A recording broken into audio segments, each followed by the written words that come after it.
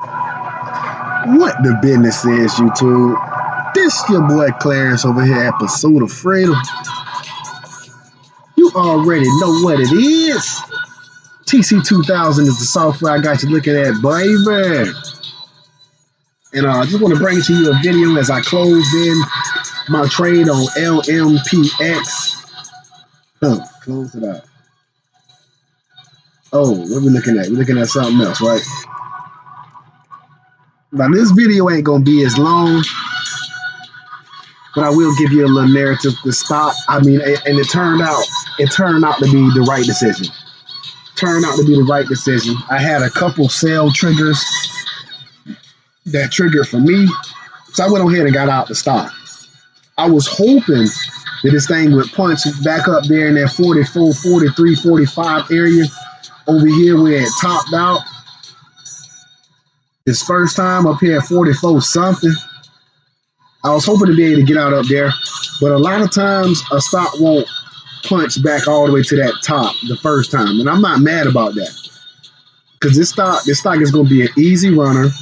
It only has a 7 million share float, only 569,000 shares traded on the day. I mean, you easily see this, whatever that is. Damn, look at that.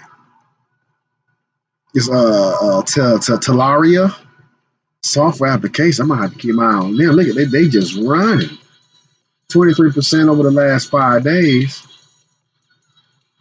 Dang, and see, this is what I was expecting LMPX to do, or hoping. It kind of had a U shape, but this is a perfect one right here. Set of resistance up here. Matter of fact, it's now breaking out above it. And look at this breakout candle. Look at the last 4 days of dollar volume down here. Just buying, massive percentage. You know what I'm saying? So I don't know. I'm going to have to keep this one here on watch. 41 million share float, so it has a slightly larger float. But you see that I was really just trying to point out that 2 million shares traded in this stock. That's the only thing I was trying to share really. But then, you know, of course, I got to take a look at it. You don't tell me that. Look at how it closed right about the short-term moving average, the 9 and the 13. And then it jumped above them. Once it got above the short-term moving average, the chart is now bullish.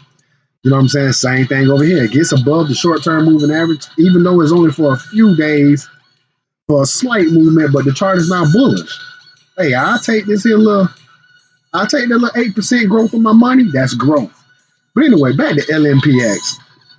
So I'm watching this thing this morning. Man, this thing pissed me off, man. Had done locked in $735 in a 24-hour period. Truthfully, Monday morning I clicked the mouse between 9:30 and 10 something.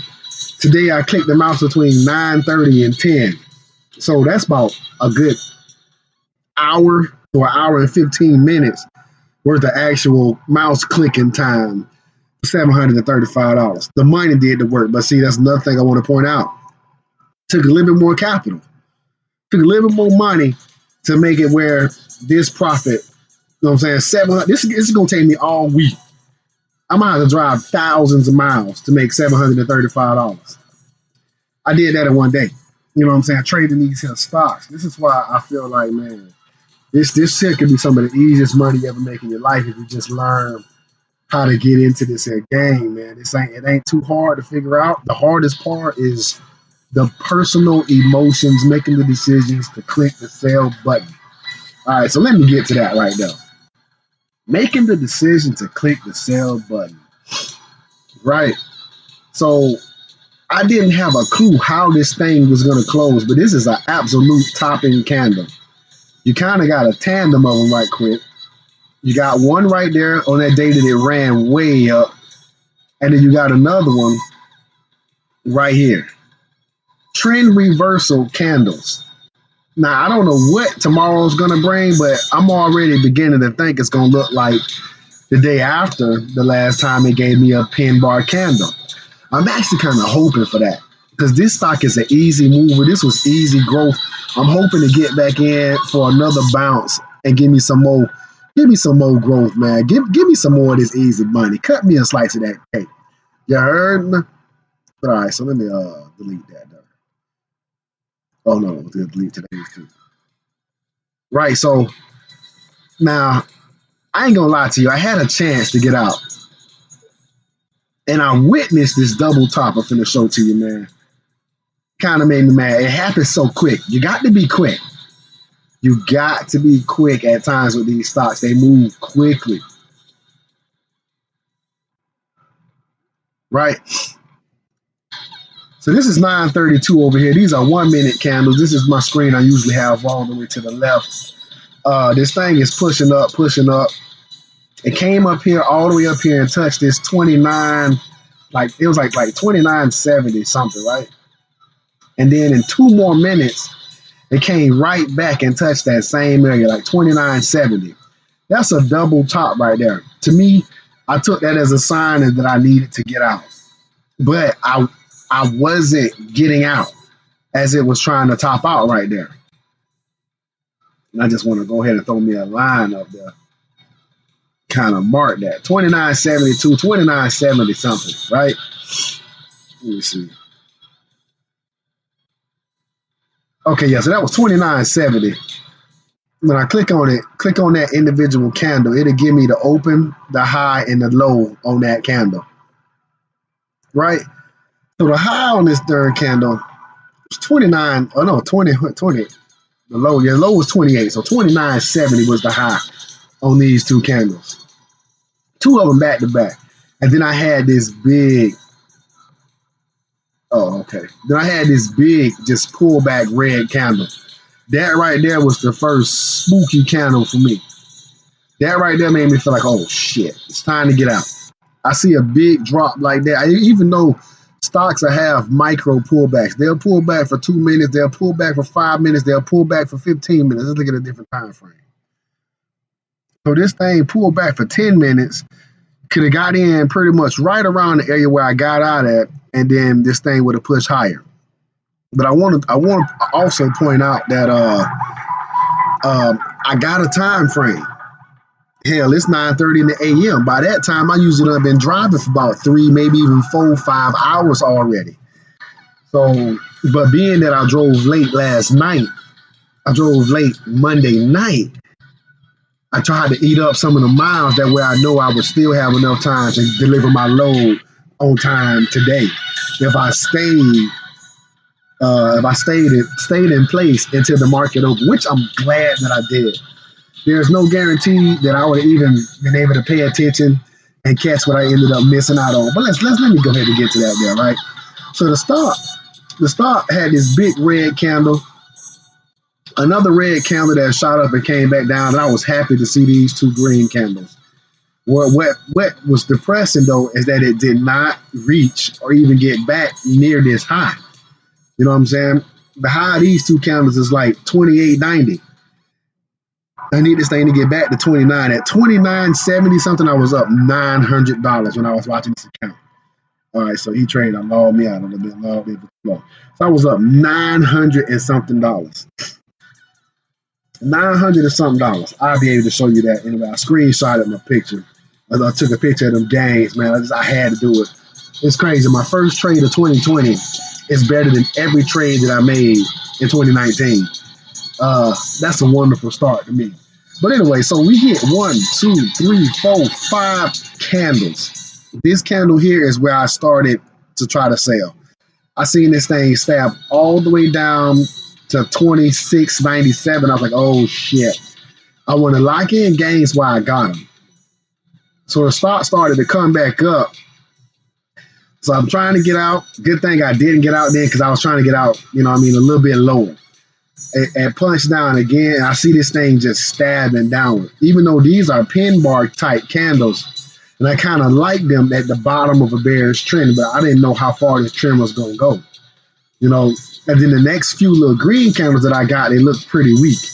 The volume down here looked pretty weak, so I was beginning to feel like the buying pressure was going to die out. Looking at this selling pressure, these selling candles are bigger than these green candles, so I was like, okay, if the seller's going to take over, I'm going to sell with them, lock in me some gains, and get out the stock. So I'm out. about 950, whatever. Actually, it was one of these two candles. I'm out at 2770, being that E-Trade has logged me out. But what I will do, so I'm out. I'm out at 2770. 2770 is where I got out at. 26.9%, pretty much 27% gain in 24-hour period. $735. That's probably more money than we're gonna make all week in one day. I had to screenshot that. But this is the disappointing part.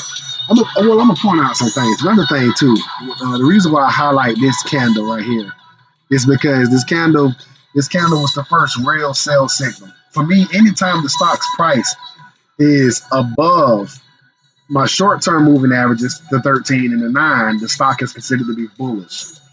But the minute it stabbed beneath those two, and the key here, the volume weighted average price, the VWAP, the stock falls beneath the VWAP, to me, it's almost dead. So I lock in gains over here. I just wanted to point out this candle. No, I just did it a little weird. It didn't come up right. Because this candle stabbed right through the VWAP, well through the VWAP for me. And I was like, oh shit, it might be done. So it's time for me to get out. I caught a little bit of a bounce, gave me some of them gains back, and I went on ahead and got out at 2770. Started doing my pre-trip inspection on my truck.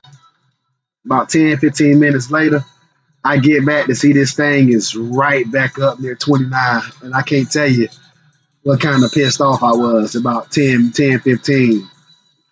Because it turned out if I was just held on a little bit longer, man. At 10:08, I was already driving. You know what I'm saying? But, you know what I'm talking about? Over here at 9:51, that's pretty much where I got out. 9:51, 9:52, I'm out. And I didn't notice that it came. This is exactly what I wanted to happen to. I wanted it to get up to 31 because I'm in at 21 with 125 shares. With 125 shares, every dollar is a dollar. Every dollar gain. So from 21 to 22, you know what I'm saying? That's $125.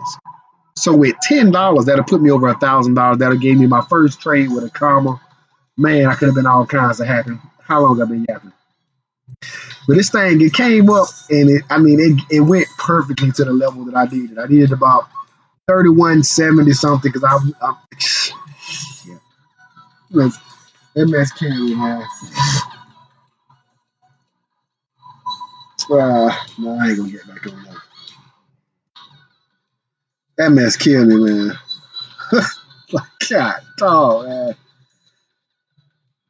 27.70, and all I needed to do was get to 31. This would have been $1,000 trade. I guess I can't really complain about $735 in 2 days, 27% growth on your money. But what makes matters worse is that this could have been even a better trade, man. This thing came up and it touched 33. All right, and I'm noticing something too when I say that, because like when it stabbed beneath the VWAP here, if I would have been able to sit in front of the market and watch it for a whole hour, I probably could have did a whole hour, but it would have been even late. It's 10:36 in the PM right now, and I just finished probably about 9:45 or something like that on the day. And I like to be done. I like to be done for the day a little bit earlier than that. But this 5 red candles here, if this didn't spook me out and I ended up staying in, this definitely would have spooked me out. Once again, you got 1, 2, 3 big candles, more selling volume than any of the buying, except for these two here, right?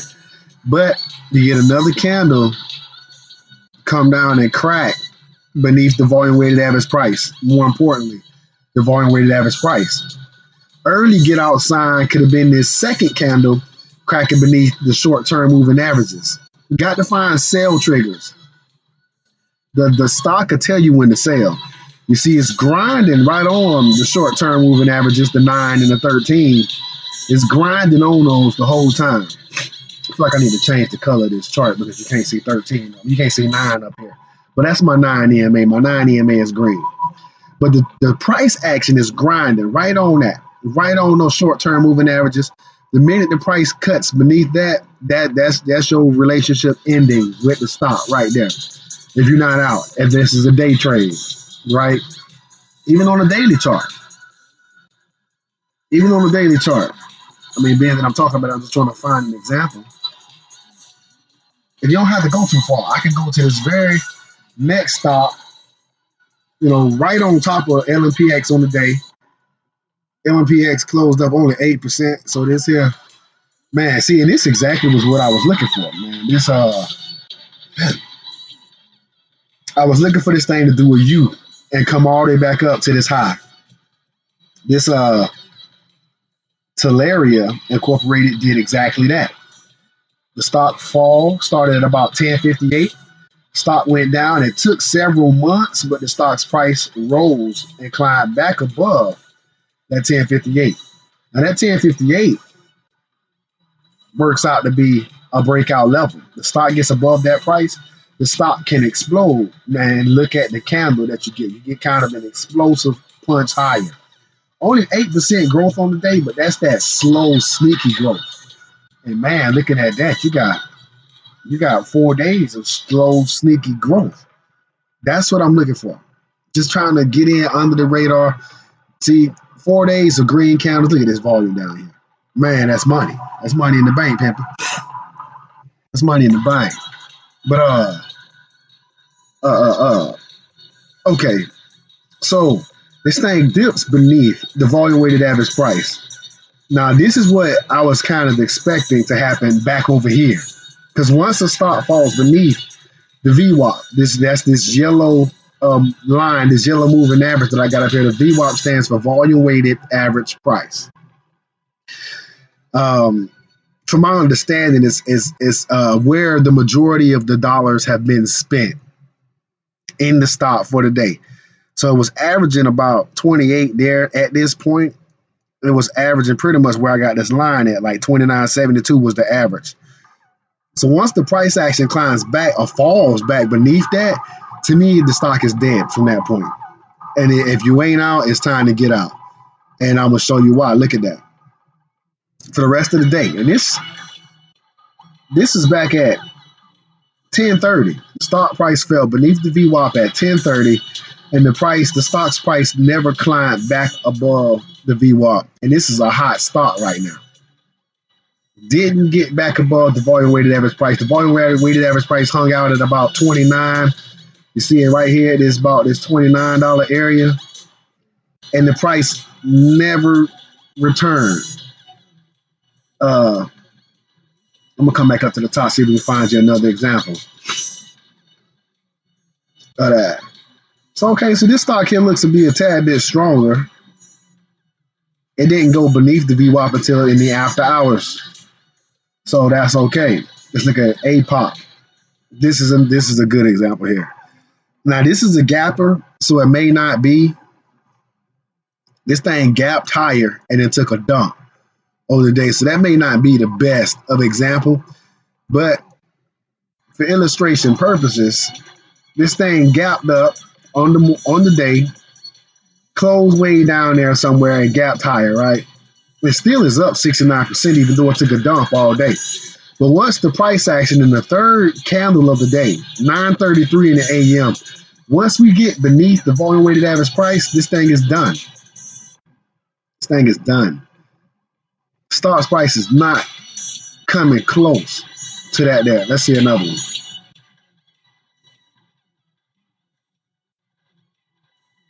All right, let me look at the daily chart a little bit.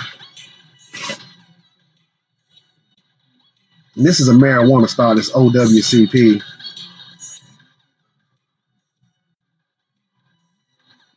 This is one like from the beginning of the day. As soon as the day started, this thing just has been beneath the VWAP for a couple of days now. And it's just falling off. But I actually want an example of climbing above. I mean, it's still an example. Coming back to the third or whatever this day is, the CEI. which I don't know. I need to get into this stock. I need to trade this stock. This thing struggled with the volume weighted average price, but it got beneath it. Also fell beneath the short term moving averages. That's why I look at those two, the VWAP and the short term moving averages. The stock's price fell beneath that. If you haven't sold by now, you need to get out because now it's struggling. It's beneath water. The VWAP to me that's water right there. The head is falling beneath the water, and this thing is drowning and selling for the rest of the day. Now the VWAP comes down, you know what I mean, in a couple of days, and eventually it'll pop above it, right? And once it gets above the VWAP and the short-term moving averages, you got a bull. You're going from a bear to a bull. So I mean, it's all sorts of indicators out here you can use. You know what I'm saying? It's all sorts of indicators you can look at this thing. God, dog. See what I'm talking about? And this is another one, man. This thing kind of did that U shape. Had a nice little breakout of this area about 214, punts higher, 40-something% on your money. Don't want to make this thing too long. Nice screenshot, man. From 27.26 up to 35.52. You know what I'm saying? Well, 34.62. I left $90 cash in there. I pretty much used the entire account in that trade to get $735 gain. Nice gain for me. Nice gain.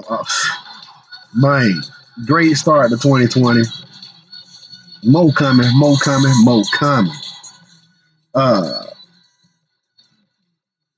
This is Pursuit of Freedom. Subscribe to the channel. Give me the thumbs up. Give me the like. I'm gonna try to keep these videos coming, but I'm busy, man. I drive through in the day, so I'm gonna do some scouting. If I got a minute in the morning, I'll go ahead and do it. I'm probably gonna be a little locked up for the rest of this week because now my funds have to settle, so I probably won't be able to trade again until like Thursday, Friday. And I'll be looking for a trade then, depending on what the market is doing. Even though I think the market is just going to continue to rage and push higher. The only thing I think can slow this thing down is that Iran situation, that assassination and stuff like that. I think that possibly could slow down the market a tad bit, especially with oil. A lot of it coming from that area of the world, Saudi Arabia, Venezuela, over in that area of the world. But anyway, this is Pursuit of Freedom.